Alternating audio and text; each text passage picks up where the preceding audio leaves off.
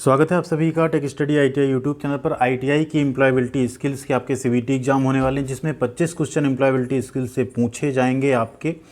उसी सीरीज में हमने फर्स्ट ईयर का पूरा जो एम्प्लॉयबिलिटी स्किल्स का आपका निमी एंड भारत स्किल का क्वेश्चन है उसको हमने शुरू किया था आपका कंप्लीट करवाना। उस क्रम में 9 पार्ट ऑलरेडी हो चुके हैं।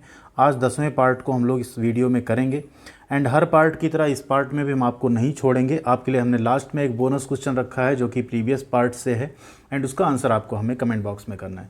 जिसका भी आंसर सही होगा, आप लोग कमेंट बहुत कम करते हैं, जिसका भी आंसर सही होगा उस पर हम लाइक और रिप्लाई ज़रूर करेंगे। और वीडियो को जितना ज़्यादा आप लोग लाइक करेंगे यूट्यूब वीडियो को उतना आगे प्रमोट करेगा, जिससे और भी कैंडिडेट्स और भी ट्रेनी और भी हमारे भाइयों तक ये वीडियो पहुँचेगी। तो ये सभी 1 वर्षीय और फर्स्ट ईयर ट्रेड के लिए है। वीडियो के लास्ट में जो क्वेश्चन उसका आंसर आपको करना है। आइए शुरू करते हैं। और एक चीज़ आपको और बता दें, हमने सोचा था 10 पार्ट में आपका एम्प्लॉयबिलिटी स्किल ख़त्म कर देंगे, बट 11वां पार्ट भी हम बनाएंगे आपके लिए, जिसमें अप्रॉक्स 16 से 17 क्वेश्चन और आपके बच जाएंगे। वीडियो ज़्यादा लंबा ना हो इसलिए हम ज़्यादा क्वेश्चंस नहीं रखते, क्योंकि फिर आप लोग वीडियो पूरा देखते नहीं हैं और पूरा नहीं देखने से यूट्यूब को लगता है वीडियो बेकार है, फिर वीडियो वो डाउन वोट हो जाती है और वीडियो ज़्यादा लोगों तक नहीं पहुँचती। इसलिए कम क्वेश्चन ही रखें, जिससे आपका रिवीजन भी अच्छे से होता रहे। 165 नंबर क्वेश्चन तक हम लोग कर चुके थे, आज 166 है। क्वेश्चन हिंदी इंग्लिश दोनों में हम आपके लिए रखते हैं, जिससे आपको समझने में आसानी हो, क्योंकि निमी पे आपको सिर्फ इंग्लिश के क्वेश्चंस मिलते हैं। अब पहला क्वेश्चन है यहाँ पे, as per factories act 1948 canteen should be provided in the factory if workers are more than. ये ऐसा क्वेश्चन है जो पिछले साल कई बार पूछा गया है। तो कारखाना अधिनियम 1948 के अनुसार कारखाने में कैंटीन की व्यवस्था की जानी चाहिए यदि श्रमिक कितने से अधिक हों, 100 से, 250 से, 500 से या 1000 से।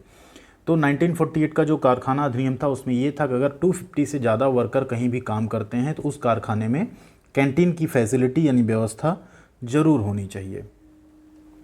नेक्स्ट है question, under factories act the restriction on working time of women is. Factory act के तहत महिलाओं के काम करने के समय पर प्रतिबंध है।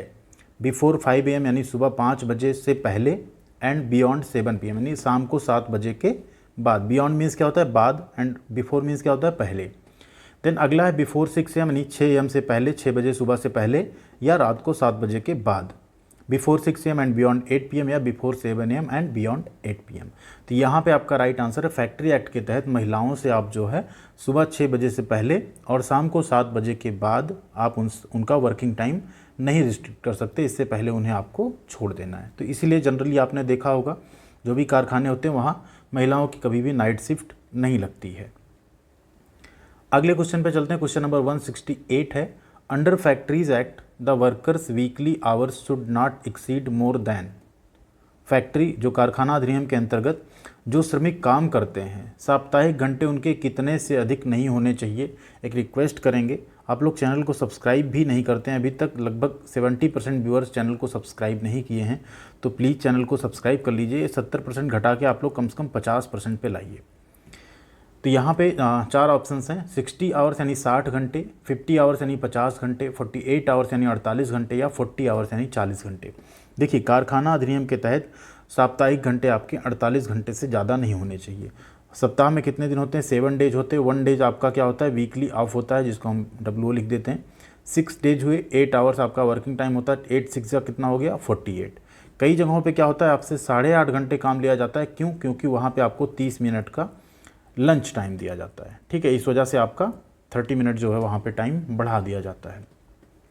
तो 48 आवर्स आपका यहाँ पे वीकली आवर राइट आंसर है। क्वेश्चन नंबर 169 है, what is the expansion of ILO। ILO का विस्तार क्या है। देखिए इसमें आप लोग कई बार गलती कर जाते हैं और ये क्वेश्चन भी बहुत इंपॉर्टेंट है। ILO, ISI, ठीक है, CEDAW, GDP, इन सब का फुल फॉर्म आपसे पूछा जाता है, सिम का, ATM का। तो 4 ऑप्शंस हैं, international labour organisation, Indian labour organisation, Indian labour occupation या इंटरनेशनल लेबर ऑक्यूपेशन। तो यहाँ पे कई कैंडिडेट क्या करते हैं, इंडियन लेबर ऑर्गेनाइजेशन सही लगा देते हैं, जो कि गलत है। सही आंसर ILO का इंटरनेशनल लेबर ऑर्गेनाइजेशन। तो ऑप्शन ए आपका यहाँ पे राइट आंसर होगा। अगला क्वेश्चन है, what is the minimum percentage of employees contribution from the basic salary as per EPF act 1962।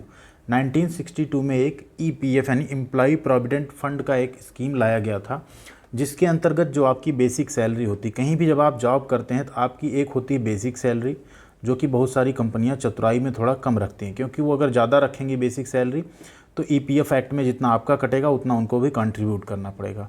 Basic salary होती है, प्लस डीए होता है, प्लस एचआरए होता है, ठीक है, प्लस अदर अलाउंसेस होते हैं, सब मिला के फिर आपका एक फाइनल सैलरी बनता है। तो जो बेसिक सैलरी होती है उस पर आपका पीएफ भी कटता है, ठीक है, बेसिक प्लस डीए पे भी कट सकता है, कई बार बेसिक प्लस डीए पे कटता है जनरली। इस पे आपका जो ईपीएफ के अंतर्गत काटा जाता है पीएफ, वो कितना परसेंट होता है मिनिमम, उसका आंसर आपको यहाँ करना है। 8.5%, 9%, 12% या 12.50 यानी 12.5%।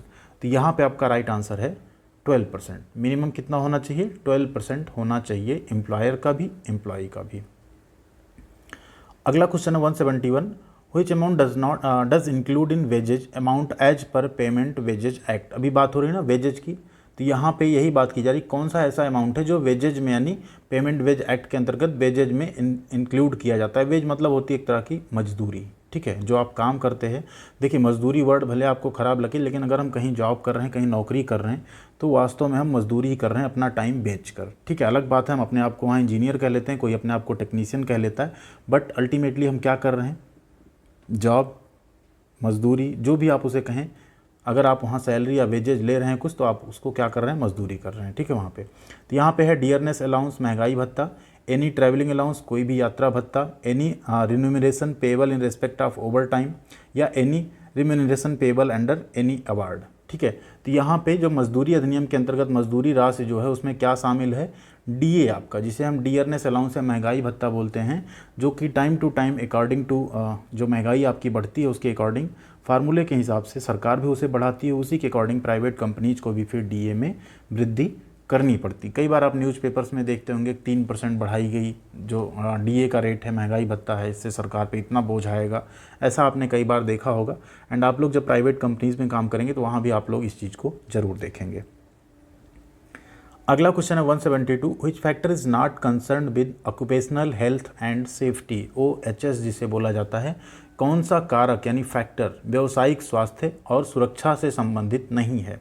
तो व्यावसायिक स्वास्थ्य और सुरक्षा ये होती है जिसमें एम्प्लॉई के स्वास्थ्य की और उसकी सेफ्टी की जो है ऐसे फैक्टर्स हों जिससे उसकी सुरक्षा की जाए, मतलब उसको कंसर्न रहे, उससे आदमी संबंध रखे हो कंपनी। तो सेफ्टी यानी सुरक्षा, स्वास्थ्य, वेलफेयर यानी होता है कल्याण आपका, ठीक है, आपका कहीं भी शोषण ना होने पाए, आपके चिल्ड्रंस को कुछ फैसिलिटीज़ मिलें, आपकी फैमिली को भी कुछ फैसिलिटीज़ दी जाए, उसे बोला जाता है कल्याणकारी योजना या वेलफेयर, ठीक है। जैसे आपके बच्चों की कहीं एजुकेशन में छूट दे दी जाए, आपके मम्मी पापा को मेडिकल बेनिफिट्स दे दिए जाएँ, तो ये सारे वेलफेयर के अंतर्गत आते हैं। अगला है सैलरी, तो जो सैलरी है ये आपका ऑक्यूपेशनल हेल्थ एंड सेफ्टी के अंतर्गत नहीं आता, ये अलग मैटर है, ठीक है। तो ऑप्शन डी सैलरी यहाँ पे उस फैक्टर को कंसर्न नहीं करता है। अगला क्वेश्चन है 173, which one of the following is an air pollutant, निम्नलिखित में से कौन वायु प्रदूषक है? वायु प्रदूषक मीन्स जो हवा को प्रदूषित करे, ठीक है। ऑक्सीजन, तो ऑब्वियस सी बात है, ऑक्सीजन तो एटमॉस्फेयर में 21% है, तो ये तो प्रदूषक नहीं है। नाइट्रोजन, ये भी आपका 78% है, इसकी भी अगर अधिकता कम हो जाए तो फिर ऑक्सीजन तीव्र हो जाएगी एंड आग जल्दी लग जाएगी, मतलब दोनों का बैलेंस बहुत ज़रूरी है। कार्बन डाइऑक्साइड, हम ऑक्सीजन लेते हैं, कार्बन डाइऑक्साइड छोड़ते हैं, जिससे पेड़ पौधे फोटोसिंथेसिस या प्रकाश संश्लेषण क्रिया के अंतर्गत अपना भोजन बनाते हैं, ऑक्सीजन को भी फिर से जनरेट करते हैं। अगला है कार्बन मोनोऑक्साइड, तो जो कार्बन मोनोऑक्साइड है ये एक तरह का एयर पॉल्यूटेंट है एंड ये एक जहरीली गैस भी होती है। अगर आप कार्बन मोनोऑक्साइड ज़्यादा इनहेल कर लेते हैं यानी ले लेते हैं तो आपकी डेथ भी हो सकती है, ठीक है। इसलिए जिस इंडस्ट्री में ऐसी कार्बन मोनोऑक्साइड या कुछ बनती है वहाँ पे आपको इसके डिटेक्टर दिए जाते हैं जब भी आप उस एरिया में काम करने जाते हैं। जैसे उसका PPM बढ़ता है तो वो बीप करने लगता है एंड आपको वहाँ से हट जाना चाहिए। अगले क्वेश्चन पे आते हैं 174, which scheme of act provides health insurance requirements for workers, अधिनियम की कौन सी योजना श्रमिकों के लिए स्वास्थ्य बीमा आवश्यकताओं को प्रदान करती है? Factories act, plantation labour act, employees compensation act या एम्प्लॉयज़ स्टेट इंश्योरेंस एक्ट, ठीक है।